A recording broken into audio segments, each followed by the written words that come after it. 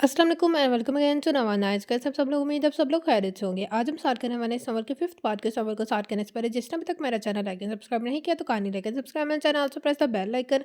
तो स्टार्ट करते हैं।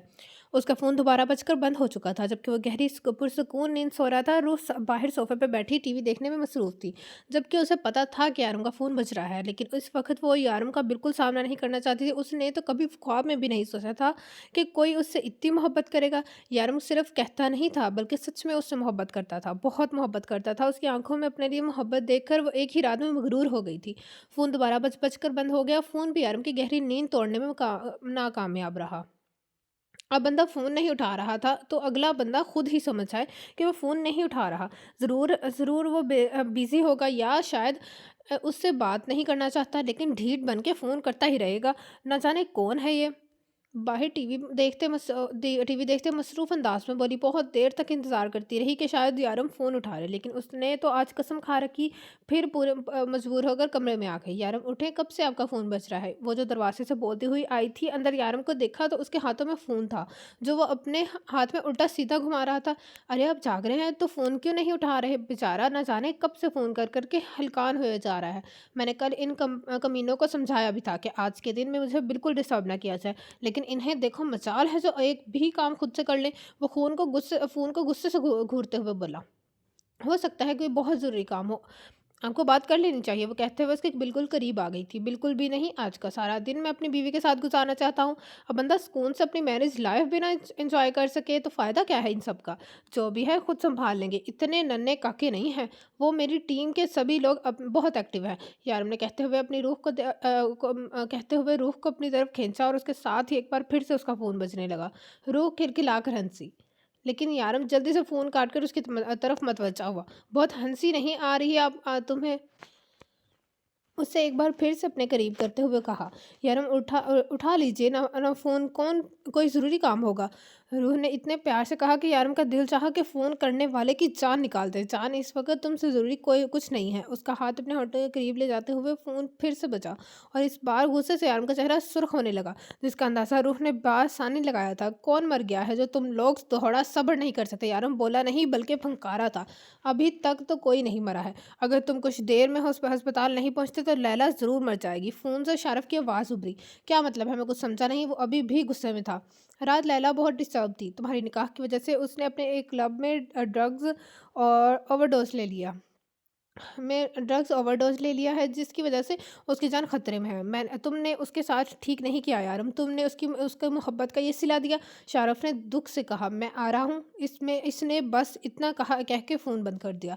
मैंने कहा था ना कोई ज़रूरी काम होगा, वरना कोई इस तरह से आपको बार-बार डिस्टर्ब क्यों करता? आप जाएँ फ्रेश हों, तब तक मैं आपके कपड़े निकालती हूँ। यारम ने हाँ में सर हिलाया, उठकर वॉशरूम में चला गया।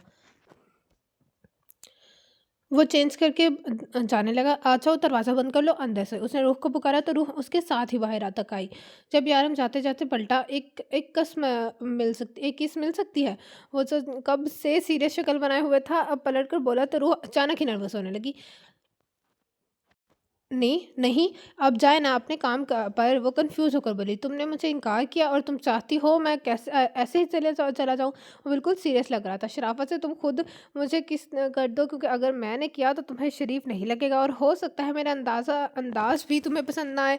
अब बिल्कुल उसके करीब खड़ा था, जबकि रूह समझ नहीं पाई कि वो धमकी दे रहा है या फ़रमाइश कर रहा है। आप बिल्कुल भी अच्छे नहीं हैं, वो मुँह बनाकर बोली। हाँ, बेबी, मैं बिल्कुल भी अच्छा नहीं हूँ, और अगर तुम नहीं चाहती कि मैं मज़ीद बुरा होकर यहीं रुक जाऊँ, तो मुझे इसने अपने होंठों की तरफ इशारा किया, जबकि वो बुत बनी नज़रें ज़मीन पर गाड़े हुए थी। फ़ाइन, वो एक कदम उठाता अंदर की तरफ बढ़ा। नहीं, नहीं, आप जाएँ अपने काम पर। रुख की उसकी नीयत देखकर फ़ौरन बोली। ठीक है, फिर वो उसके करीब झुका। आँखें तो बंद करे, खुद को घूरते पाकर बोली, डिम्पल नुमाया हुए, जो हुक्म मेरी जान। वो आँखें बंद करते हुए बोला, और एक बार फिर से उसके करीब और एक बार फिर से उसके करीब झुका। मरती मरती क्या ना करती। उसने उसका चेहरा अपने हाथों में थामा, और फिर आहिस्ता से अपने कपकपाते हुए होंठ उसके माथे पर रखा। डिम्पल मज़ीद गहरे हुए। उससे ज़्यादा तुम इससे उम्मीद भी नहीं की थी। खैर, थैंक यू सो मच। वो रूह की थोड़ी चुमता मुस्कुराता हुआ निकल गया। रूह ने सुकून का सांस लिया। वो सीधा हॉस्पिटल आया और धड़ल्ले से दरवाज़ा खोलता हुआ अस्पताल के उस कमरे में आया जहाँ लैला थी। शारफ और खिजर पहले ही से यहाँ मौजूद थे। वो तेज़ी से लैला की तरफ आया जो बेड पर बैठी हुई थी। उसने लैला को गर्दन से पकड़ा और वहीं बेड पर लटा दिया, जबकि शारफ और खिजर तेज़ी से उसकी तरफ बढ़े थे, जिन्हें इशारे से रोकता हुआ बोला, अगर एक भी कदम आगे की तरफ बढ़ाया तो तुम दोनों के पैर काट के दुबई की सड़कों पर भीख मंगवाऊंगा। और तुम्हें बहुत शौक है ना मरने का खिज़र, मेरा मेरा रिवॉल्वर लाओ, रिवॉल्वर दो, मैं एक ही बार में इसकी जान निकालता हूँ। कहा था तुम्हें कि ये सारे ड्रामे करने की कोई ज़रूरत नहीं। वो सख्ती से उसकी गर्दन पर हाथ जमाए हुए फंकार रहा था। डेविल, वो मर जाएगी, शारफ चिल्लाया था। मेरी मेरी सांस बंद हो रही है, प्लीज़। लैला ने कुछ बोलने की कोशिश की। हाँ, तुम तो मरना चाहती थी हो ना, मैं तुम्हारी मौत आसान कर रहा हूँ, प्लीज़ छोड़ो मुझे। मेरा सांस लैला ने कुछ बोलने की कोशिश की, लेकिन गर्दन पर दबाव होने की वजह से नहीं बोल पाई। बेकार में में बेकार में ड्रग्स लेने की क्या ज़रूरत थी? लैला मेरे पास आ जाती, मैं खुद गोली मार देता। उसने एक झटके से लैला को छोड़ा तो वो दूर जाकर बेड से ज़मीन पर आ गिरी। लैला, मेरे साथ ड्रामे करने की ज़रूरत नहीं है। ये तुम्हारा आखिरी मौका है। अगर इसके बाद तुमने इस तरह की कोई भी हरकत की तो मैं तुम्हें अपने हाथों से मारूंगा। और प्लीज़, अगर तुम्हें खुदकुशी करने का बहुत शौक है तो मेरे पास आओ। तुम्हें पता है, मुझे इस तरह से मौत देने में बहुत मज़ा आता है। तुमने मेरे साथ ठीक नहीं किया डेविल। मैं तुम्हारी बीवी को सब बता दूंगी। जब उसे पता चलेगा ना कि तुम एक डॉन हो, एक कातिल हो, वो तुम्हें छोड़कर चली जाएगी। न जाने लैला में इतनी हिम्मत कहाँ से आई कि वो बोल उठी। वो उसके पास ज़मीन पर आ बैठा और एक झटके से उसे बालों से पकड़कर सीधा किया। मैं तुम्हारी ज़ुबान काट दूंगा, तुम्हें वो मौत दूंगा जो आज तक किसी को नहीं मिली होगी। तड़प तड़प कर मरोगी। क्या करोगे? ज़्यादा से ज़्यादा गोली मार दोगे, लेकिन मैं फिर भी तुम्हारी बीवी को ज़रूर बताऊँगी। अगर मुझे सुकून नहीं, मुझे करार नहीं, तो तुम्हें क्यों लेने दूँ? वो आँखों में आँसू लिए बोली। जानती हो लैला, ज़िंदा इंसान को ज़मीन के अंदर कैसा महसूस होता है? नहीं ना? मैं बताता हूँ। फ़र्ज़ करो मैं तुम्हें एक ताबूत में बंद करके जंगल में ज़मीन के अंदर दफ़ना रहा हूँ। वहाँ तुम्हें साँसें नहीं आएँगी। आहिस्ता-आहिस्ता तुम्हारी साँस रुकने लगेगी। तुम ताबूत के अंदर हो, मैं तुम पर मिट्टी फेंक रहा हूँ। तुम अंदर से चिल्ला रही हो, प्लीज़ मुझे बचाओ, खोलो मुझे, निकालो मुझे यहाँ से, मेरी साँस रुक रही है। तुम्हें ज़मीन के अंदर दफ़न करके मैं जा चुका हूँगा। वो बिल्कुल उसके करीब बैठा बता रहा था। वो बहुत गौर से सुन रही थी, क्योंकि उसे पता था कि उसके साथ भी कुछ ऐसा होना ही होगा। वहाँ जंगली कुत्ते किसी के जिस्म की खुशबू सूँघकर तुम्हारी कब्र के ऊपर घूमने लगेंगे। इतने में वहाँ के शेर भी इंसानी जिस्म की खुशबू पहचान कर पहुँचेंगे। वो कुत्तों को मारने लगेंगे। अगर तुम्हें कुत्ते खाएँगे तो शेर अपनी भूख कैसे मिटाएगा? डेविल, तुम क्या कह रहे हो? प्लीज़ चुप हो जाओ। कब्र के अंदर आती खौफ़नाक तुम्हें मज़ीद खौफ़ज़दा कर देगी। लैला ने अपने दोनों हाथ कानों पर रखने चाहे, लेकिन उससे पहले ही आरम ने उसके हाथ थाम लिए। वो इंसानी जिस्म की खुशबू पहचान के गुर्राने लगेंगे। पूरा जंगल जंगली खौफनाक जानवरों की आवाज़ों से गूंजने लगेगा। कब्र के अंदर तुम्हारी सांसें रुक रही होंगी। तुम खुद भी अपनी सांसों की आवाज़ नहीं सुनना चाहोगी। कहीं वो जंगली जानवर तुम्हारी आवाज़ सुनकर तुम्हें ज़मीन से निकाल कर चीर-फाड़ ना दे। फिर ज़मीन के अंदर की मखलूक, कीड़े-मकोड़े, साँप, बिच्छू तुम्हारे जिस्म पर रेंगे। प्लीज़ बस कर दो डेविल, लैला ने रोते हुए कहा। तुम्हें खुद भी समझ नहीं आएगी कि ताबूत के अंदर वो कहाँ से तुम्हारे जिस्म पर पहुँचे। बस बस प्लीज़ मुझे कुछ मत बताओ। मैं कुछ किसी को नहीं कहूँगी। बस तुम्हारी बीवी को कुछ नहीं बताऊँगी। अपने ऊपर रेंगते जानवरों को महसूस करके वो चिल्लाई थी। अगले ही लम्हे यारम ने उसका मुंह अपने हाथों में दबोचा। अगर तुमने रूह को मुझसे दूर करने के बारे में सोचा भी, तो मैं तुम्हारी मौत को इस तरह से सोचूंगा कि तुम्हारे इन स्पॉटर्स की आने वाली 1000 नस्लें कांप उठेंगी। उसने सामने खड़े खिज़र और शारफ की तरफ इशारा किया। मुझे ब्लैकमेल करना इतना भी आसान नहीं है लैला। उसने एक झटके से लैला को पीछे की तरफ छोड़ा। उस सीने में दिल सिर्फ रूह के लिए धड़कता। इस सीने में दिल सिर्फ रूह के लिए धड़कता है। बाकी दुनिया के लिए वो मैं वही डेविल हूँ जिसके हाथ आज तक नहीं कांपे, जबकि बाहर बेंच पर बैठी मासूमा बुरी तरह से कांप रही थी। डेविल, मैं इस सब से मैं शामिल नहीं हूँ। मुझे नहीं पता लैला ने ये सारा ड्रामा क्यों किया। मुझे तो बस इसके अस्पताल आने के बारे में पता चला तो मैं यहाँ आया। मैं इन सब का साथ नहीं दे रहा था। मुझे इस बारे में कुछ नहीं पता। वो अस्पताल के कमरे से बाहर निकला तो वहीं खिज़र भी उसके पीछे आया। क्योंकि वो अपनी मौत वैसे नहीं चाहता था जैसे जैसे उसने लैला को उसकी मौत बताई थी। क्या आप लैला को वाक़ई वैसे मारने वाले हो? मासूमा ने पूछा। वो उससे ज़्यादा बात नहीं करती थी, उससे दूर-दूर ही रहती थी, लेकिन आज जो वो कुछ भी हुआ उसके बाद तो उसे मज़ीद डर लगने लगा था। लेकिन खिज़र ने अस्पताल के कमरे से बाहर निकल कर उससे साथ आने का इशारा किया तो वो साथ चलती रही, पूछने लगी, तुम्हारे बाबा को ऐसे ही मारा गया था। उन्हें भी ज़िंदा ज़मीन में दफ़न कर दिया गया था। मैं नहीं जानता ज़िंदा इंसान ज़मीन के अंदर कैसा महसूस करता है। लम्हा-लम्हा साँसें रखते हुए हुए कैसा महसूस होता है। उस दिन मुझे गोली लगी थी और हम जंगलों के बीचों-बीच एक छोटी-सी झोंपड़ी में थे। जब बाहर से जानवरों की ऐसी ही खतरनाक आवाज़ें आ रही थी, उन लोगों ने पहले तुम्हारे बाबा को ज़मीन के अंदर दफ़न करके उन्हें मारा और फिर बाद में जंगली जानवरों में उनकी लाश को ज़मीन के अंदर से निकाल कर सद्दीक उसके लिए अज़ीज़ था। वो आगे कुछ नहीं बोल पाया। मुझे यकीन है कि तुम बहुत मज़बूत लड़की हो। वो उसके सर पे हाथ रखता बाहर निकल गया, जबकि अपने बाप की बेबस मौत पर वो आंसू बहाती वहीं बेंच पर बैठ गई। डेविल, मैं तुम्हें डिस्टर्ब नहीं करना चाहता था, लेकिन आज आज जो फिर अगर तुम यहाँ आ ही गए हो तो वो प्लीज़ वसीम और राशिद का भी हल कर निकाल दो। वो लोग उस वीडियो को डिलीट करने पर राज़ी नहीं हैं। उन्होंने तो ये भी कह दिया है कि वो किसी डेविल से नहीं डरते। तो चलो फिर उन्हें डराते हैं। मैं रूह के साथ एक पुरसुकून वक़्त गुज़ारना चाहता हूँ, इसलिए जल्दी से जल्दी सारा काम ख़त्म कर देना चाहता हूँ। तुम्हें तुम्हें मेरा एक काम करना होगा। मैं रूह को अपने साथ कहीं बाहर ले जाना चाहता हूँ। 2 टिकट्स का इंतज़ाम कर दो, लेकिन रूह के असल नाम पे। मैं तब अब तक अपने सारे काम निपटा डालूँगा। तुम्हारे पास बस इतना ही वक़्त है पासपोर्ट बनवाने के लिए। ठीक है, मैं कर दूँगा डेविल। मैं तुम्हारे लिए बहुत खुश हूँ, लेकिन तुम्हारी ज़िंदगी बहुत अलग है। क्या रूह इस ज़िंदगी से कंप्रोमाइज़ कर पाएगी? वो मेरा मतलब है, तुम तो इस लड़की के लिए ज़रूरत से ज़्यादा ही प्रोसेस होते जा रहे हो। मुझे लगा था ये वक्ती एहसास है, लेकिन तुमने उससे शादी कर ली। लेकिन जब उसे ये सब कुछ पता चलेगा, मेरा मतलब है, कौन बताएगा उसे? यार, हमने उसकी बात काटी। डेविल, ये छुपी हुई बात नहीं तो नहीं है। बहुत लोग जानते हैं, अगर लैला नहीं तो कोई और सही। मैंने कहा है ना, जो भी मुझसे मेरी रूह को अलग करने की कोशिश करेगा, मैं उसकी रूह निकाल दूंगा। तुम बेफिक्र हो जाओ, इतनी हिम्मत किसी में भी नहीं है। मुझे वसीम और राशिद से मिलना है। वो खिज़र से मजीद इस मौजू पर बात नहीं करना चाहता था।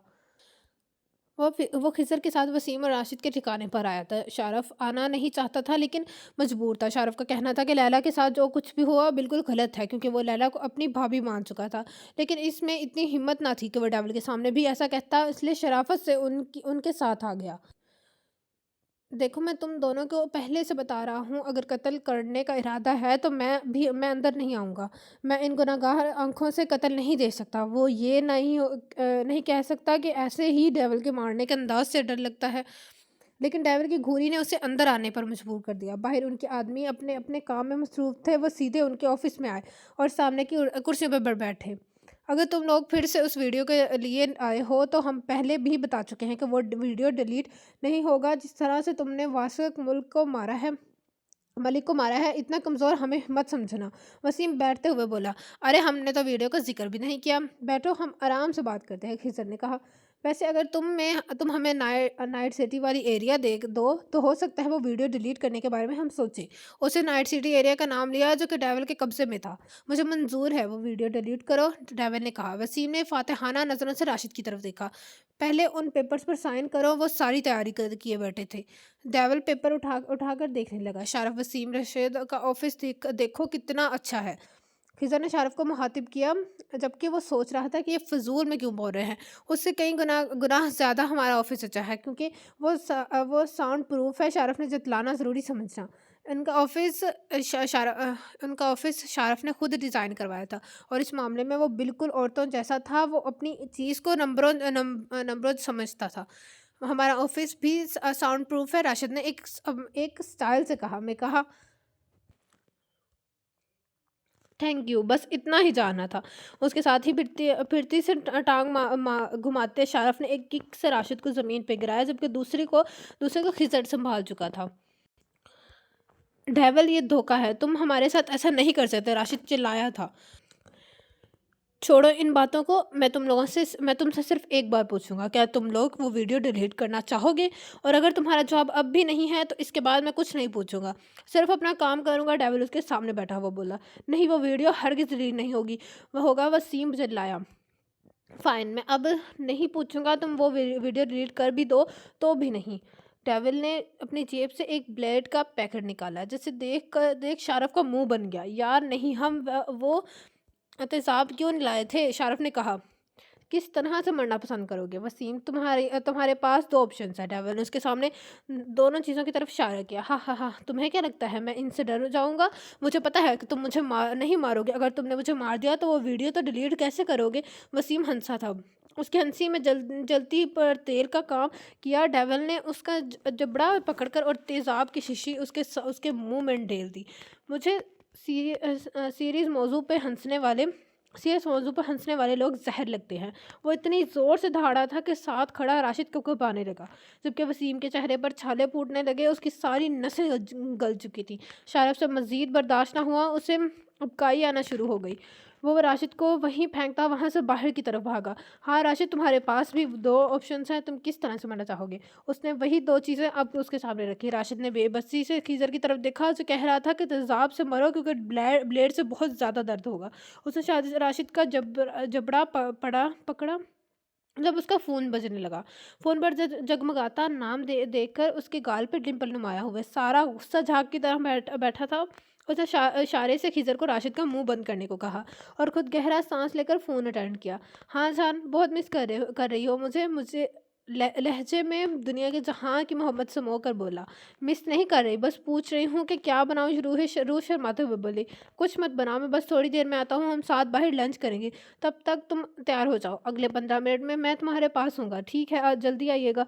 ओके जान, मैं बस अभी पहुँचा। फ़ोन बंद करके जेब में रखते ही गाल पे डिंपल गायब हो चुके थे। एहसान मानो मेरी बीवी का, जिसने तुम्हें जीने के लिए 2 पल और दे दिए। अब बताओ किस तरह से मरना पसंद करोगे? डेविल, मैं वो वीडियो डिलीट कर दूंगा, प्लीज़ मुझे मत मारो, मुझे मुझे बख्श दो। वो रोते हुए उसके पैरों में गिरा गिरा खिज़र, मैं इस तरह के केसेस में ब्लेड इस्तेमाल करता हूँ। वो बख्शने के मूड में ना था। नहीं डेविल, मुझे माफ़ कर दो, मैं इस सब कुछ डिलीट करवा दूंगा। वो रोते हुए बोल रहा था। तुम्हें इस शख्स का वास्ता जिसे तुम सबसे ज़्यादा चाहते हो, तुम्हें तुम्हारे अपनों का वास्ता, खुदा के लिए मेरे बच्चे हैं वो यतीम हो जाएंगे, मुझे माफ़ कर दो, मैं सब कुछ ठीक कर दूंगा। खिज़र उसे डिटेल लेकर सब कुछ डिलीट करवा दो, बस इतना कह के कि वो बाहर निकल गया। जबकि खिज़र परेशान हो चुका था, क्योंकि ऐसा पहली बार हुआ था कि कोई मौत के मुंह से बच गया था। ट्रैवल की अदालत में ये लोग अक्सर मौत के घाट उतरते थे। वो कब से बाहर खड़ा वो कब से बाहर खड़ा हॉर्न बजा रहा था और रुख को फ़ोन पर पहले ही अपने आने की खबर दे चुका था। लेकिन वो अभी तक तैयार नहीं थी और यारम का इंतज़ार करने की आदत ना थी। वो तेज़ी से भागती हुई बिल्डिंग से नीचे आई और आकर उसके साथ गाड़ी में बैठी। रूह, ये क्या तरीका है? मैं कब से तुम्हारा यहाँ खड़े इंतज़ार कर रहा हूँ और तुम पर आराम से तैयार हो रही हो। मैं तैयार हो रही थी, अब तैयार होने में वक़्त तो लग ही जाता है। रूह ने मुँह बनाकर उसकी डाँट सुनी। बिल्कुल भी नहीं। बिल्कुल भी नहीं रूह, तुम्हें वक़्त की कदर नहीं है। तुम्हें वक़्त की कदर करनी चाहिए। तुम्हें पता है इस इसे थोड़ी देर में कितने काम निपटा जा सकते हैं, और तुम इतने वक़्त से ऊपर क्या कर रही थी? मैं तुम्हें तुम्हें वहाँ से फ़ोन करके बता चुका था कि मैं घर आ रहा हूँ, और तुम कौन से वो फैशनेबल लड़कियों की तरह मेकअप करती हो? फिर तुम्हें इतना वक़्त क्यों लगा? एक-एक सेकंड का हिसाब माँग रहा था। आपने देखा नहीं, लेकिन मैंने मेकअप किया है। रूह मुंह बनाकर बोली। हाँ बिल्कुल, मुझे नजर आ रहा है। तुम्हारी आंखों में काजल है और लबों पर लाइट पिंक कलर की लिपस्टिक है। लेकिन मोहतरमा, इस मेकअप कोई नहीं कहता। क्या मतलब क्यों नहीं कहता? मैंने इतनी मोहब्बत मेहनत से लगाया है। अब मैं मारिया आपी की तरह प्रोफेशनल तो नहीं हूँ ना। आपको पता है मेरी आपी इतना अच्छा मेकअप करती हैं, उन्होंने पूरा कोर्स किया है, पूरा बंदा बदल देती हैं। मैं रूह ने खुशी से चहकते हुए बताया। आज से ज़्यादा उसे कभी मारिया की इस कोर्स की खुशी ना हुई थी। ओह प्लीज़ यार, मैं तुम्हारा मारिया नामा नहीं सुनना चाहता हूँ। तुमने मुझे इतना इंतज़ार करवाया, इसकी तुम्हें सज़ा मिलेगी। यारम सीरियस अंदाज में बोला। सज़ा? अब मुझे सज़ा देंगे? रूह को सदमा हुआ। और नहीं तो सज़ा तो नहीं, ज़रूर मिलेगी, ताकि आइंदा तुम ये गलती बिल्कुल ना करो। यार मैंने झुककर उसके लबों पर अपने होंठ रखे। रूह का चेहरा पल में सुर्खी छिलकने लगा। हम गाड़ी में हैं। रूह ने याद दिलाना ज़रूरी समझा। हाँ, इसलिए इतनी कम सज़ा दी है।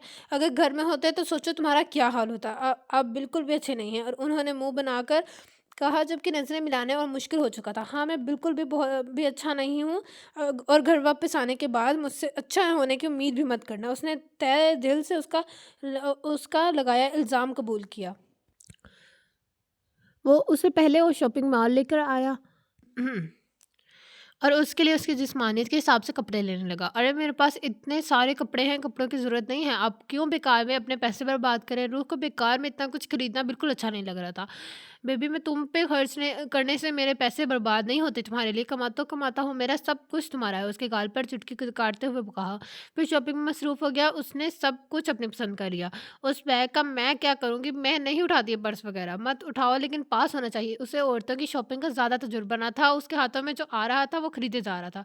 मैं उसे कहीं रख कर भूल जाऊँगी। रूह ने अपना मज़ाक उड़ाया। हाँ, हाँ, ये भी अच्छी बात है। तुम ऐसा करो, तुम मुझे अपना गार्ड रख लो। तुम जहाँ जाओगी मैं उसे उठाकर पीछे-पीछे आऊँगा। यारम, आपको क्या हो गया है? आप पहले तो ऐसे नहीं थे। यारम की इस तरह की बातें रूह को कन्फ्यूज़ कर रही थी। दीवाना हो गया हूँ तुम्हारा, तुम्हारा साया बन के रहना चाहता हूँ। उफ़! ये शख़्स इस इज़हार के मामले में कितना अमीर था।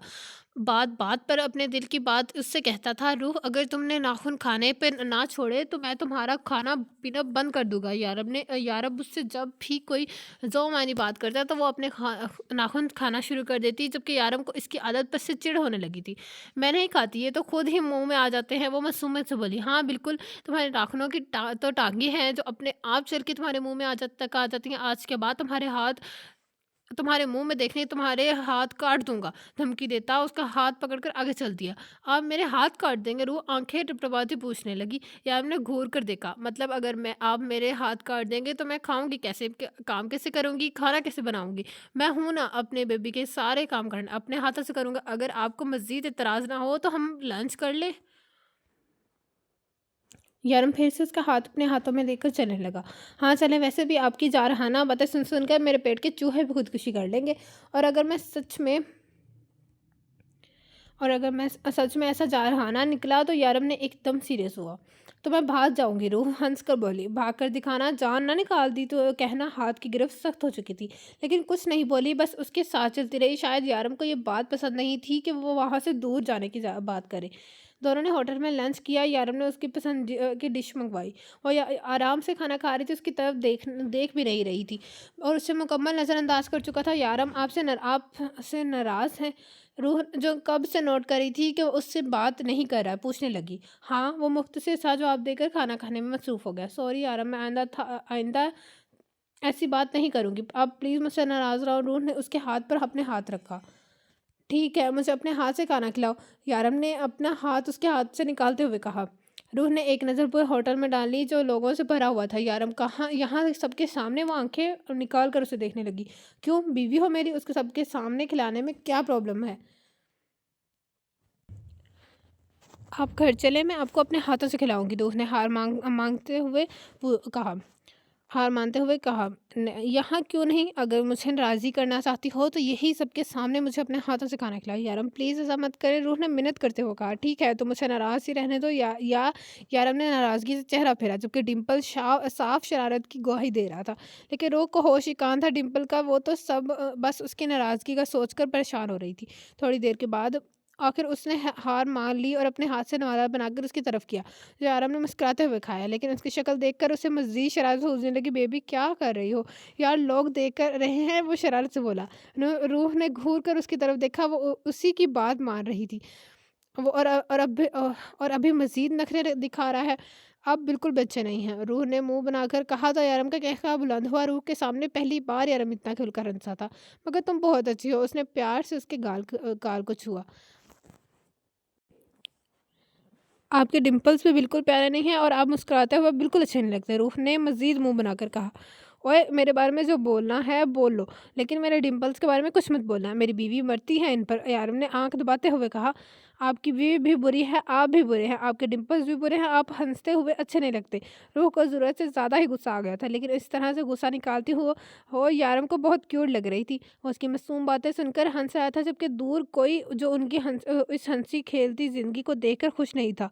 आने वाले वक़्त उनके लिए बहुत कुछ चला रहा था, जिसके लिए यारम तैयार था, लेकिन रूह नहीं। शारफ़ अभी-अभी ऑफ़िस में आया था, देखा तो लैला बैठ के रो रही थी। उसे हँसी भी आ रही थी, वो लैला के लिए परेशान भी था। लेकिन लैला की हालत देखकर उसे पता कि नहीं क्यों मज़ा आ रहा था। ठीक है, लैला डेविल से प्यार करती थी, बल्कि करती है, लेकिन डेविल ने उसे कभी नहीं कहा था कि वो उसके लिए ऐसे जज़्बात रखता है। ये उसकी खुद साख्ता मोहब्बत थी। लैला क्यों रो कर हलकान हुए चाह रही हो, बस कर दो, अपने आप आगे पीछे देखो, यहाँ बहुत लोग हैं मोहब्बत के काबिल, तुम तो एक ही इंसान से दिल लगाकर रोने बैठ गई हो। मुझे देखो, मैं तो हर इंसान उस इंसान से मोहब्बत करता हूँ जो मुझसे मोहब्बत करता है, और जो मुझे एक बार ठुकरा दे, मैंने दोबारा उसकी तरफ कभी मुड़कर देखता भी नहीं। शारफ ने अपनी मिसाल दी, अक्सर लड़कियां उसे अपने पास बुलाती थी और खुशी खुशी सबके पास जाता था, और जो लड़की उसकी तरफ से मुंह फेर लेती थी वो उसकी तरफ देखता तक नहीं था। 25 साल का ये लड़का ना सिर्फ बहुत खूबसूरत था, बल्कि बहुत शौख तबीयत रखता था। लेकिन ये बात लैला के लिए कोई अहमियत ना रखती थी, क्योंकि वो शारफ की तरह वक्ती मोहब्बत नहीं करती थी। वो डेविल को दिल जान से चाहती थी, लेकिन डेविल ने उसकी जगह किसी और को दे दी थी। उसका दिल चाहता था कि वो रूह को जाकर सब कुछ बता दे, लेकिन जिस तरह से डेविल ने उसकी मौत का नक्शा खींचा था, वो ये सोचकर भी काम जाती थी। अच्छा यार, रोना धोना बंद करो, मैं बहुत दिनों से बोर हो रहा हूँ, मुझे कोई चैलेंज दो। वो उस बातों में लगाने लगा। शारफ अक्सर जब बोर होता तो लैला और खिज़र उसे उसे ऐसे चैलेंज देते थे जिन्हें हर हाल में करते हुए वो अपनी बोरियत दूर करता था। तुम्हें चैलेंज पूरा करना है ना, मैं तुम्हें चैलेंज देती हूँ। तुम्हें डेविल की फ्लैट में जाना होगा, और वो भी डेविल को बताए बगैर, वो भी अकेले। उसके घर जाके उसकी बीवी को बताओगे कि लैला यानी कि मैं उसकी बीवी से कहीं दर्जा ज़्यादा खूबसूरत और अच्छी हूँ। दिमाग ख़राब हो गया है तुम्हारा? डेविल मेरी जान निकाल देगा। शारफ अच्छा खासा बोगला आ गया था। क्यों, तुम्हें चैलेंज चाहिए था ना, मैंने तुम्हें चैलेंज दे दिया। अब तुम डेविल को बताए बगैर उसके घर में जाओगे, और उसके बाद जब मैं उसे बताऊंगी कि तुम उसके घर में हो, तो वो भी तुम्हारी बोरियत बहुत अच्छे तरीके से दूर करेगा। लैला जो कब से उसकी बातें सुन रही थी, अपनी टेंशन भुलाकर उसे चैलेंज देने लगी। शाहरुख का हमेशा से उसे ऐसे रिकॉर्ड था कि वो जो भी चैलेंज लेता उसे पूरा करता था, किसी भी कीमत पर। अब तो लैला को इसने खुद कहकर ये चैलेंज लिया था, उसे तो अब उस चैलेंज को किसी भी हाल में पूरा करना था।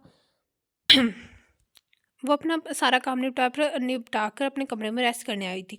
यारम ने उसके लिए नौकर का इंतज़ाम करने के लिए कहा था, लेकिन उसने साफ इनकार कर दिया। उसके आने से पहले भी यारम सारे काम खुद करता था। उसने ऐसे तो वैसे भी उसे तो वैसे भी काम करने की आदत थी। अगर ये सारे काम करने के लिए अभी कोई नौकर आता तो उसके लिए करने का कुछ भी नहीं बचता, और घर में काम भी ही कितना था। सारा काम निपटा कर वैसे भी वो कितनी ही देर फारिग बैठती रहती थी। अभी वो सारा काम ख़त्म करके अपने कमरे में आई थी, जब दरवाज़ा बजा। टाइम देखा तो दोपहर का 1 बज रहा था। यारम का तो अभी फ़ोन आया था, वो अपने ऑफिस में काम कर रहे थे। तो फिर कौन हो सकता है दरवाजे पर? यारम ने इस तरह से किसी के लिए भी दरवाज़ा खोलने से मना कर रखा है। रूह दरवाजे के करीब आकर पूछने लगी, कौन है? तो बाहर से शारफ बोला। अरे शारफ भाई, खुश दिली से सब खुश आमदीद करने लगी। हाँ, मैं तुम्हें एक बात बताने आया हूँ। लड़की वो कहता हुआ अंदर आकर बैठा। जी कहें, क्या कहना आए हैं? खिजर तो इसे बिल्कुल अपनी छोटी किसी छोटी बहन की तरह ट्रीट करता था, लेकिन ये शारफ काफ़ी इन नकचड़ा था। वो उससे सीधे मुंह बात नहीं करता था, और आज से उससे मिलने चला आया। हाँ, मैं तुम्हें ये बताने आया हूँ कि लैला तुमसे अच्छी और तुमसे ज़्यादा खूबसूरत है। उसने जल्दी जल्दी चैलेंज खत्म करके यहाँ से निकलना था। ये तो मुझे भी पता है कि वो मुझसे ज़्यादा खूबसूरत है। अच्छे का तो नहीं कह सकती कि मैं उनके उनके पास ज़्यादा देर तो नहीं रही, लेकिन आप कह रहे हैं तो मान लेती हूँ। रूह ने मुस्कुराते हुए कहा, देखो लड़की, ये सारी मीठी मीठी बातें ना तुम सिर्फ भाई के सामने क्या करो, मेरे सामने नहीं। आज फिर इस अचानक ही याद आ गया कि डेविल उसके भाई जैसा है, या फिर शायद उसे बताना चाहता था कि डेविल की ज़िंदगी में उसकी बहुत अहमियत है।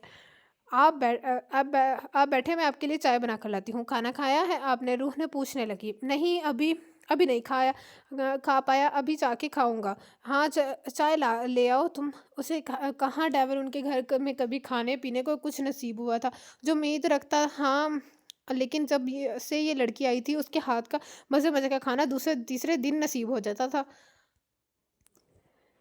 लेकिन फिर नखरा दिखाना भी तो ज़रूरी था, आखिर लैला का दोस्त था और इसे लैला का ही देवर बनना था और उसका दिल भी तो कहता था कि लैला उससे अच्छी और उससे ज़्यादा खूबसूरत है। और ये बात अलग थी कि वो ये बात बताने के लिए कभी यहाँ ना आता। रूह मुस्कुराते हुए उसके लिए खाना लेकर आई। आप आराम से खाना खाएं, फिर मैं आपको चाय बना के दूंगी। खाली पेट चाय नहीं पीते। शारफ को इस वक्त बहुत भूख लगी थी, इसलिए सारे नखरे एक तरफ रख कर खाना खाने लगा। अब यारम को पता लगने से पहले उसे कुछ ना कुछ खाने को तो नसीब ही हो ही चुका था, वरना क्या पता यार सज़ा के तौर पर उसे कैद खाने में ही डाल देता। मैं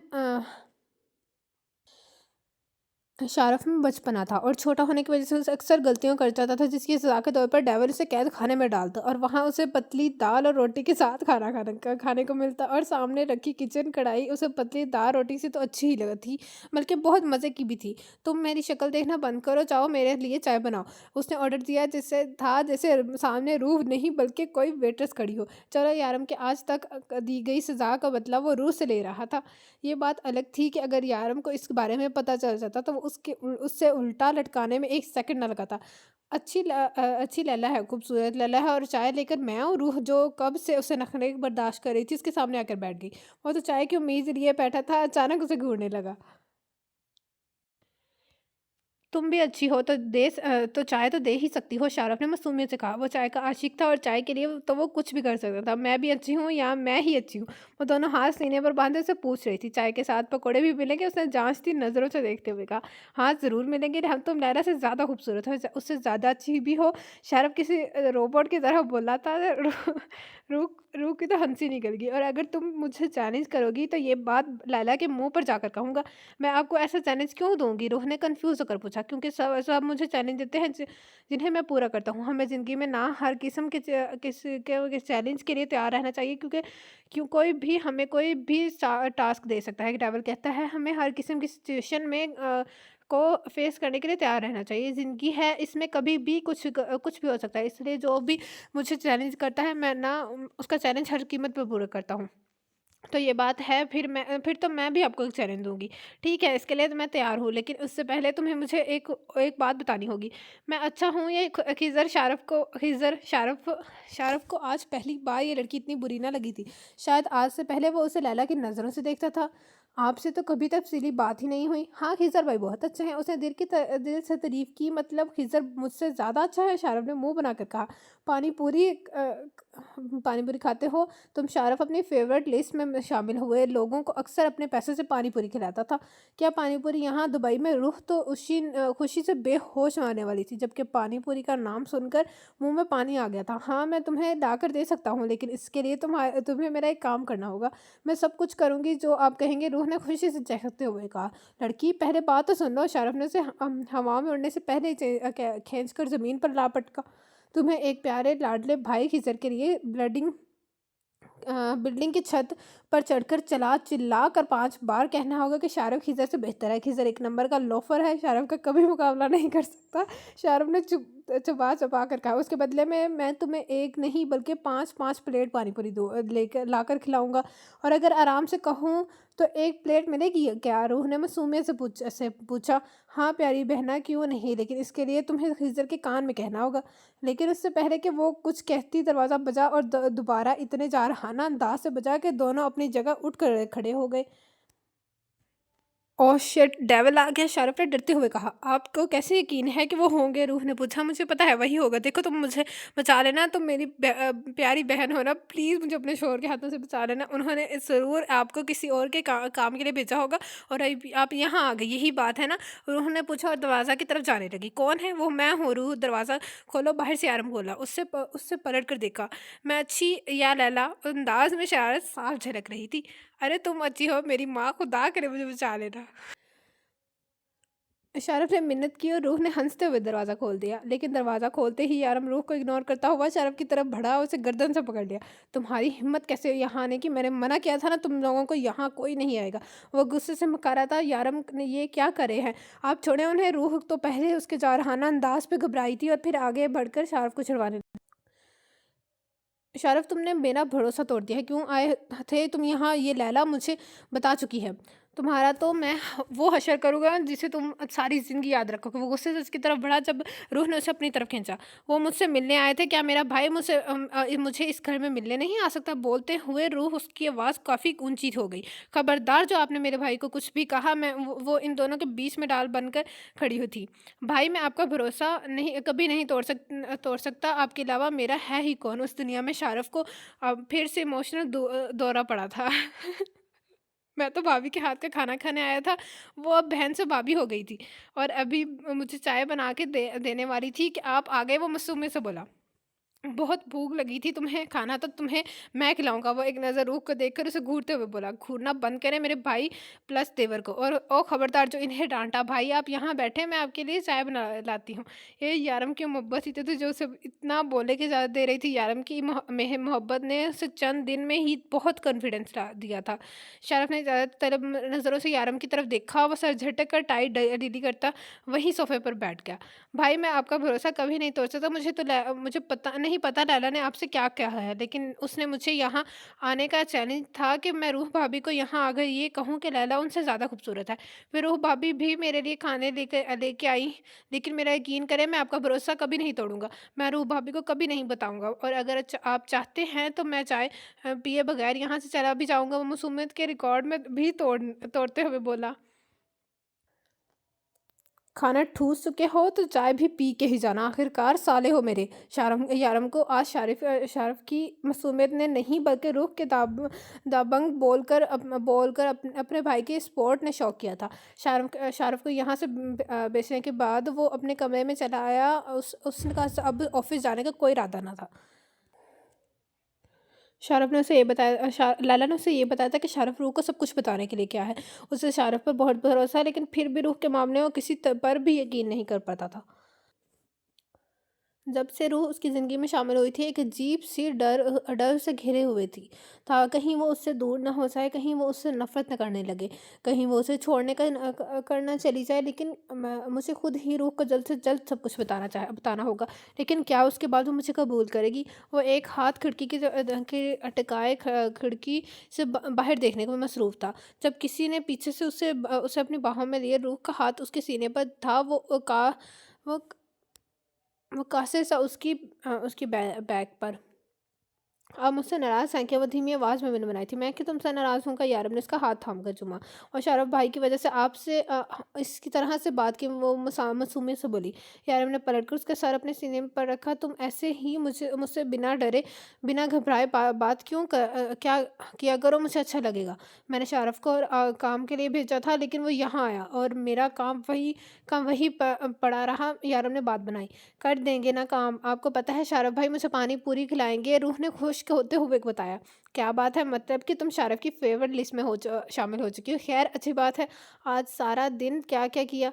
उस वक्त वो सिर्फ अपने और रूह के बारे में बात करना चाहता था, इसलिए उससे रोज़ की रूटीन पूछने लगा। फिर रूह भी उसे सारे दिन की दास्तान सुनाने लगी। रूह, आजकल बहुत लोग मेरे खिलाफ हो गए, उल्टी सीधी बातें मेरे खिलाफ फैला रहे हैं, मुझसे फंसाने की कोशिश की जा रही है। तुम्हें याद है वो इंस्पेक्टर जो तुम्हें लेकर आया था, वो उस दिन मेरे ऑफिस में यारम ने उसे याद दिलवाया? हाँ, मुझे याद है, रूह ने कहा। रूह, वो आदमी मेरे पीछे पड़ा है, मुझे फंसाना चाहता है, मेरे खिलाफ कुछ झूठे सबूत बना रहा है। वो तुम्हें मुझे भी मेरे खिलाफ कर सकता है। मुझे यकीन है कि तुम उसकी किसी बात का भरोसा नहीं करोगी, लेकिन फिर भी लगा है कि मुझे तुम्हें सब कुछ बता देना चाहिए। यार, हम पिछले कुछ दिनों से नोट कर रहा था कि सारम इसके आस पास रहने लगा था। 2 दिन पहले जब रेस्टोरेंट में वो दोनों लंच कर रहे थे, तो वो कुछ फासले पर अपनी कैब से चेहरे छुपाए हुए उस पर नज़र रखे हुए था। उसे यकीन था कि यारम की गैर मौजूदगी में वो ज़रूर रूह को सब कुछ बता देगा, इसलिए उसने खुद ही रूह को ट्रैप करने के बारे में सोचा। मुझे आप पर पूरा यकीन है, कोई भी मुझे आपके बारे में कुछ कहेगा, तुमने ये किया तो मैं यकीन कर लूँगी क्या? आप बिल्कुल बेफ़िक्र हो जाएँ। वो उससे परेशान ना होने की का कहकर खुद परेशान हो चुकी थी। वैसे अगले हफ्ते हम हनीमून पर जा रहे हैं, यार ने उसे आँख मारते हुए मुस्कुरा कर कहा, जबकि रोज़ के उससे बेबाकी पे सुर्ख हो चुकी। यारम अब बिल्कुल भी अच्छे नहीं है। वो मुँह बनाकर बोली। यारम ने उसका ध्यान हटाना चाहा जब जिसमें वो कामयाब हो चुका था। यारम, मुझे शारफ भाई से बात करनी है, आप मुझे उनका नंबर मिला कर दें। उसने अपना फ़ोन यारम के हवाले करते हुए कहा, क्या बात करनी है मेरे फ़ोन से कर लो। वो उसे बताना नहीं चाहता था, उसके फ़ोन में उसके अलावा सब नंबर ब्लॉक हैं। मुझे उन्हें चैलेंज देना है, रूह ने सोचते हुए कहा। रूह, ये कोई वक़्त है चैलेंज देने का, तुम सुबह उससे बात करना।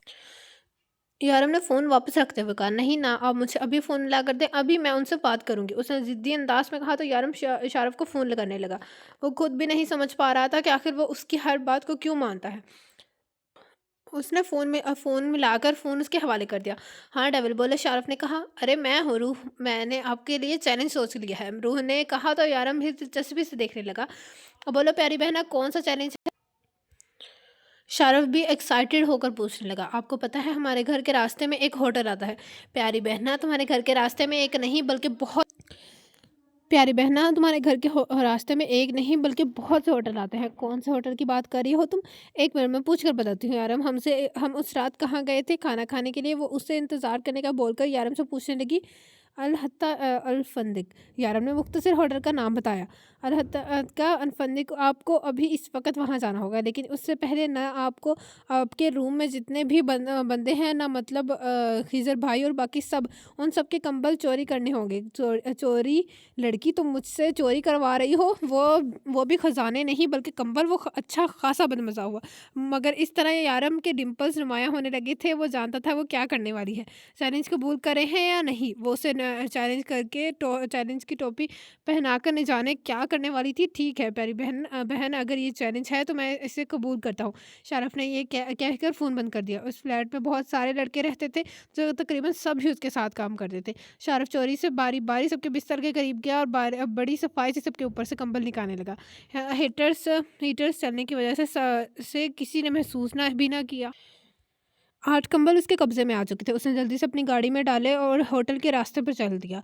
फिर वहाँ पहुँचकर यारम ने के फ़ोन पर रूह को फ़ोन किया। वो तो कब से इंतज़ार में बैठी थी कि फ़ौरन फ़ोन उठाया। अब क्या करूँ प्यारी बहना, होटल के अंदर चला जाऊँ? नहीं, होटल के सामने पार आपको जगह नज़र आ रही है?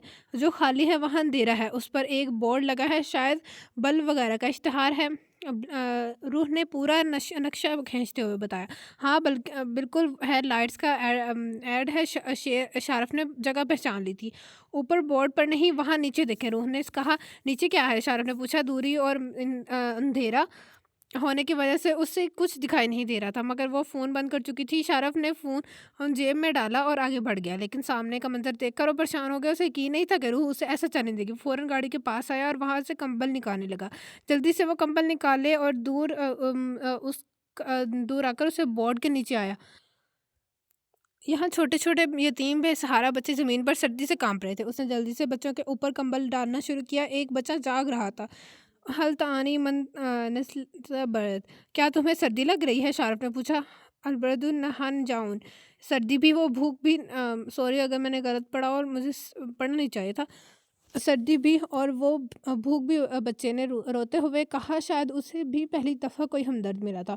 शारफ से मज़ीद बोला ना गया। वो फ़ौरन उठकर उस पार होटल में गया और वहाँ से उन सब बच्चों के लिए खाना लिया और फिर जल्दी से वापस आकर उन्हें खाना खिलाने लगा। उसकी आँखों से आंसू छलके, शायद वो हमदर्दी के।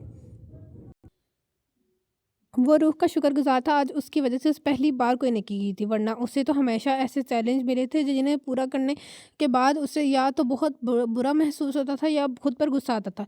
लेकिन आज वो दिल से खुश था। उसने रूह को फ़ोन किया। रूह ने फ़ोन फ़ौरन उठा लिया था। थैंक यू, मुझे वर्ल्ड की बेस्ट बहन देने के लिए। बस इतना कह के उसने फ़ोन बंद कर दिया। वो हंसते हुए यारम को देखने लगी।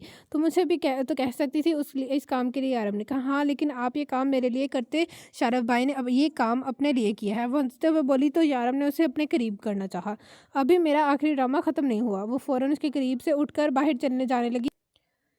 एक ये लड़की और दूसरा इसके ड्रामे। वो उठा और उसके पीछे आकर सोफे पर बैठा, जबकि रूह पूरी तरह ड्रामे में डूबी हुई थी। वो कभी टीवी स्क्रीन की तरफ देखता तो कभी अपनी प्यारी बीवी के एक्सप्रेशन को, जो सिर्फ ड्रामा देखती नहीं थी बल्कि फ़ील करती थी। तो यहाँ ये था आज के नॉवल के फोर्थ पार्ट का एंड। कैसा लगा आप सबको कमेंट में सेक्शन में ज़रूर बताइएगा, और जिसने अभी तक मेरा चैनल लाइक एंड सब्सक्राइब नहीं किया तो काइंडली लाइक एंड सब्सक्राइब मेरा channel, also press the bell icon. आप लोगों से मुलाकात होगी कल इस नॉवल के 5th पार्ट से। अल्लाह हाफिज़।